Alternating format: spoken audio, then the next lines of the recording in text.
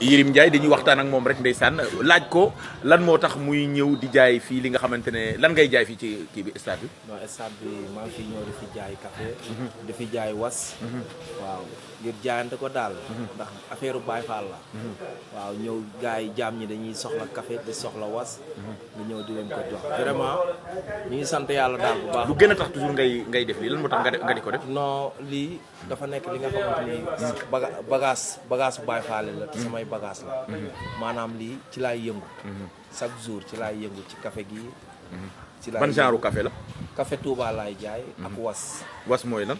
was bi am na jinjeer ak tout ça was mooy am na. am na jinjeer am na lépp ingrédients yu bëri ñoo siy dem. est-ce que mu ngi jar boo ñëwee stade.